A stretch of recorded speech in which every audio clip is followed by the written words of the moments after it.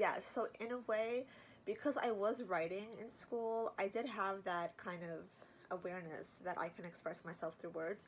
But yeah, because we do focus so much on dance throughout our week that it would be the priority. It would be the kind of the main focus of every day, every other day, especially growing up with dance. So yes, I did feel when I was getting more into writing that I did feel a little bit lacking in the ability to be able to express myself and be fully seen and heard. And I think we all go through that, right? It's like we're not always able to be fully understood.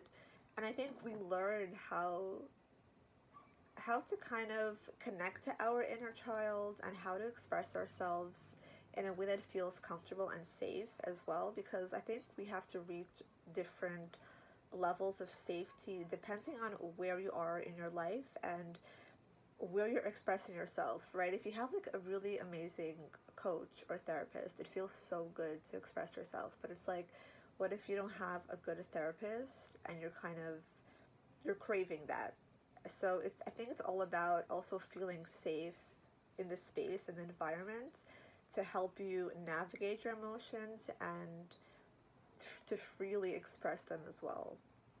That is such a great point, because when I was writing poetry, I was actually searching for a way to be heard. And I think that was part of the burnout that I really didn't know that was happening, but I wanted to kind of be heard when I was going through different experiences with my friendships or betrayal, heartbreak. There are so many things that we go through in adolescence, and we don't necessarily get an outlet, even if we do have like a beautiful opportunity to dance. There's something else that's needed. So I was like really craving to be heard, and when nobody was able to help me in that space, I was like, okay, I'm gonna write what I feel. And I was just like writing different things every single day and kind of like giving value to my emotions and allowing that to take center stage, if you will. It's like I shifted my awareness from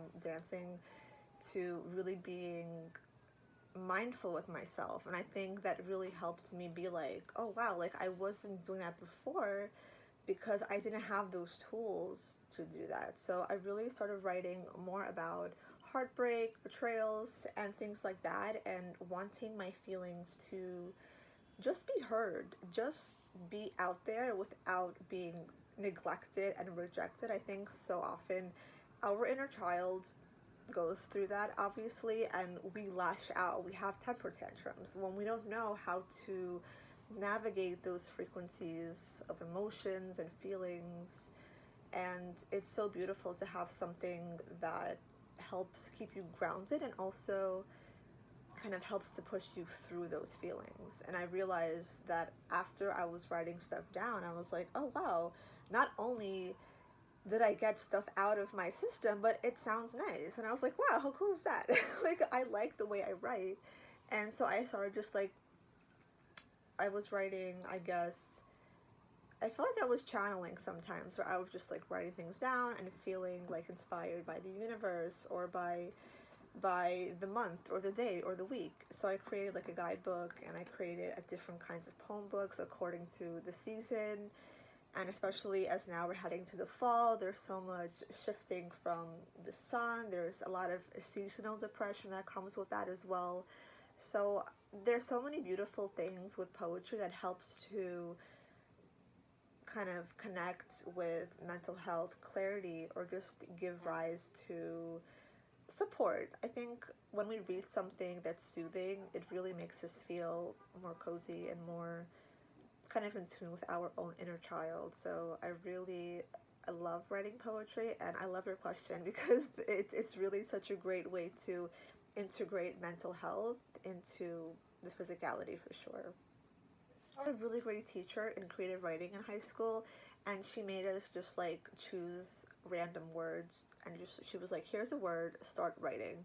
And at first I was like, this is so awkward and it's so weird, and we have to be vulnerable and then go in front of the class and share with people. I'm like, no, I'm not doing that. But once we got more comfortable with seeing all the students like slowly open up it's so beautiful and it's so brave to also be able to connect with your feelings and be able to put it on paper and also share with people without having the fear or shame to share what's been going on in your mind, because our mind can be very scary and very untouchable, uncontrollable at times. And when we're willing to put it out there and like have confidence that we are not going to be judged, I think it makes us feel a sense of relief for sure. When we're kids, I think we have so much, in a way, excitement to learn something new and also like fear. It's like, how am I going to be accepted? Like, what if I do something wrong? We're so hard on ourselves to be perfect, even as kids. And at the same time, we want to try things. And I think that's so beautiful. The beautiful thing about our inner child is it's the same thing. It's like we want to have that excitement and think and do stuff outside of the box, and we have to be aware of the rules as well that kind of help us to gain a level of discipline. So I think, yeah, finding that balance. And oh yes, flow state, I love that. It's so true. I think we can't really be connected to burnout if we are flowing. So it's like when we're able to flow, that's like the true definition of finding peace and oneness with the mind and body, right? Like we're able to feel perfection in a way, but not in a way that's limited. I feel like we have flow to show us that grace of finding oneness according to ourselves.